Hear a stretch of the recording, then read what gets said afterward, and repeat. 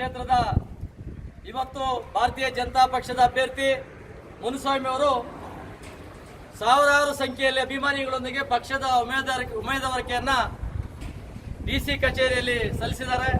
ಭಾರತೀಯ ಜನತಾ ಪಕ್ಷದ ಅಭ್ಯರ್ಥಿಯನ್ನ ಗೆಲ್ಲಿಸೋದಕ್ಕೆ ಸಾವಿರಾರು ಕಾರ್ಯಕರ್ತರು ಇವತ್ತು ತನ್ನ ಎಲ್ಲ ಕೆಲಸಗಳನ್ನ ಬಿಟ್ಟು ಮೋದಿ ಮೋದಿ ಅಂತಕ್ಕಂಥ ಒಂದು ವೇದವಾಕ್ಯದೊಂದಿಗೆ ವೇದ ಘೋಷದೊಂದಿಗೆ ಇವತ್ತು ಚುನಾವಣೆಗಾಗಿ ಸಿದ್ಧತೆಗಳು ನಡೆಸ್ತಾ ಇದ್ದಾರೆ. ಇವತ್ತಿಂತ ಒಂದು ಪರಿಸ್ಥಿತಿಯಲ್ಲಿ ನಾವೆಲ್ಲ ಕಾಯ್ತಾ ಇದ್ದೇವೆ, ಮೋದಿಯವರನ್ನ ಪ್ರಧಾನಮಂತ್ರಿಗಳಾಗಬೇಕು. ಈ 5 ವರ್ಷ ನಾವು ಏನು ಸಮಾಜವನ್ನು ಬದಲಾಯಿಸಬೇಕಂತ ಕಾಯ್ತಾ ಇದ್ವು, ಆ ಬದಲಾವಣೆಯ ದಿಕ್ಕನ್ನ ಈ 5 ವರ್ಷ ಮಾಡಿದ್ರೆ ಇನ್ನು 5 ವರ್ಷದಲ್ಲಿ ಮೋದಿಯವರು ದೇಶದ ಪ್ರಪಂಚದಲ್ಲಿ ನಂಬರ್ 1 ಶ್ರೀಮಂತ ರಾಷ್ಟ್ರವಾಗಿ ಅಭಿವೃದ್ಧಿ ಪಡ್ತಕ್ಕಂಥ ರಾಷ್ಟ್ರವನ್ನು ಮಾಡೋದ್ರಲ್ಲಿ ವ್ಯತ್ಯಾಸ ಇಲ್ಲ. 60 ವರ್ಷಗಳ ಕಾಲ ನಿರಂತರವಾಗಿ ಈ ದೇಶವನ್ನು ಆಳದಂತ ಕಾಂಗ್ರೆಸ್ನವರು ದೇಶವನ್ನ ದಿವಾಳಿ ಮಾಡ್ತು, ದೇಶವನ್ನ ತಿಂದಾಕ್ತು, ದೇಶದಲ್ಲಿ ಅಭಿವೃದ್ಧಿ ಮಾಡಲಿಲ್ಲ. ವೋಟ್ ಬ್ಯಾಂಕ್ಗಾಗಿ ಈ ಕಡೆ ಮುಸಲ್ಮಾನರನ್ನ ದಲಿತರನ್ನ ಓಲೈಸ್ಕೊಂಡು ಬಂದ್ರೆ ಇವ ಯಾವತ್ತೂ ದಲಿತರ ಪರವಾಗಿ ಆಗಲಿ ಮುಸಲ್ಮಾನರ ಪರವಾಗಿ ಆಗಲಿ ದೇಶದ ಪರವಾಗಿ ಆಗಲಿ ಕೆಲಸ ಮಾಡಲಿಲ್ಲ. ದೇಶ ವಿಭಜನೆ ಮಾಡಿದ್ರು. ಅಫ್ಜಲ್ ಗುರು ಅಂತ ಒಬ್ಬ ದೇಶದ್ರೋಹಿ ಭಯೋತ್ಪಾದಕನನ್ನ ಗಲ್ಲು ಕೊಡಿ ಅಂತ ಸುಪ್ರೀಂ ಕೋರ್ಟ್ ಹೇಳಿದ್ರು, ಗಲ್ಲು ಆರ್ಡರ್ ಕೊಡಲಿಲ್ಲ. ಕಾರಣ ಏನಂದ್ರೆ ಅಫ್ಜಲ್ ಗುರು ಅನ್ನೋ ಪದ ಮುಸಲ್ಮಾನ ವ್ಯಕ್ತಿ ಅನ್ನೋ ಪದ, ಇಸ್ಲಾಂ ಧರ್ಮದ ವ್ಯಕ್ತಿ ಅನ್ನೋ ದೃಷ್ಟಿಯಿಂದ ಇಲ್ಲಿ ಅಫ್ಜಲ್ ಗುರಿಗೆ ಗಲ್ಲು ಹಾಕಿದ್ರೆ ಮುಸಲ್ಮಾನರು ನಮ್ಗೆ ವೋಟ್ ಹಾಕಲ್ಲ ಅಂತಕ್ಕಂಥ ಭಯದಿಂದ ಈ ಕಾಂಗ್ರೆಸ್ ವೋಟ್ ಬ್ಯಾಂಕ್ ಆಗಿ ಮಾಡ್ಕೊಂಡು ಬಂದ್ರು. ಆದ್ರೆ ನರೇಂದ್ರ ಮೋದಿ ಅವರು ಹಾಕಿ ಮಾಡಲಿಲ್ಲ. ದೇಶದ ಭದ್ರತೆ ಮೊದಲು, ಅಧಿಕಾರ ಆಮೇಲೆ ಅಂತಕ್ಕಂಥ ದಿಕ್ಕಿನಲ್ಲಿ ದೇಶದ ವಿಷಯದಲ್ಲಿ ಅಚಂಡವಾದಂತಹ ಒಂದು ತೀರ್ಮಾನ ತಗೊಂಡು ಯಾವುದೇ ಭಯೋತ್ಪಾದಕ ಚಟುವಟಿಕೆಗಳನ್ನ ಧ್ವಂಸ ಮಾಡಿದ್ರು. ಆದ್ರೆ ಈ ಸಂದರ್ಭದಲ್ಲಿ ಈ ಕೋಲಾರ ಜಿಲ್ಲೆ KH ಮುನಿಯಪ್ಪ 7 ಸಾರಿ MP ಆಗಿದ್ದಾರೆ. 7 ಸಾರಿ ಆಗಿ ಕ್ಷೇತ್ರದಲ್ಲಿ ಅಭಿವೃದ್ಧಿ ಆಗ್ಲಿಲ್ಲ. ಜನ ಕಾಯ್ತಾ ಇದಾರೆ, ಹಳ್ಳಿಯಲ್ಲಿ ಕಾಯ್ತಾ ಇದಾರೆ.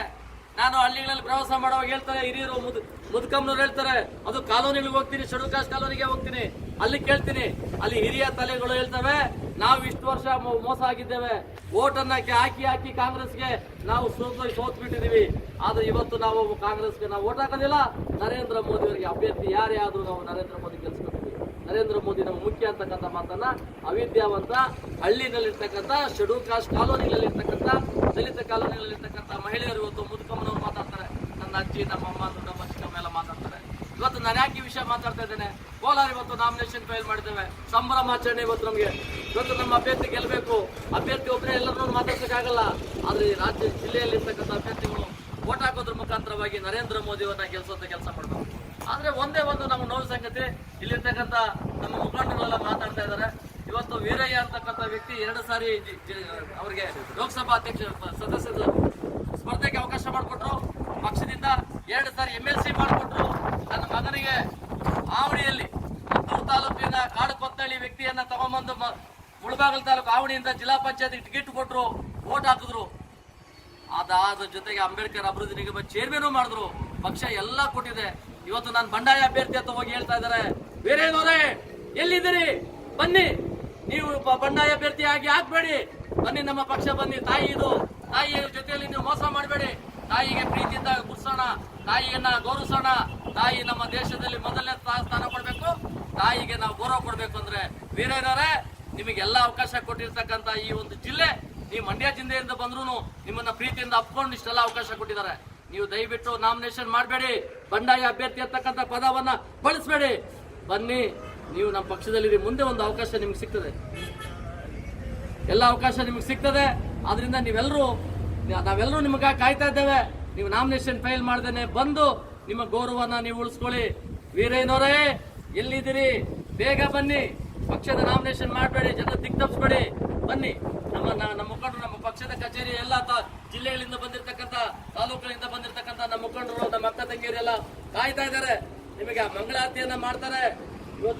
ಇವತ್ತು ನಿಮಗೆ ಮಂಗಳ ಆರತಿಯನ್ನ ಮಾಡೋ ಮುಖಾಂತರವಾಗಿ ನಿಮ್ಮನ್ನು ಸ್ವಾಗತ ಮಾಡ್ಕೊಳ್ತಾರೆ. ನಾವ್ಯಾರು ಬೇಸರ ಮಾಡ್ಕೊಂಡಿಲ್ಲ.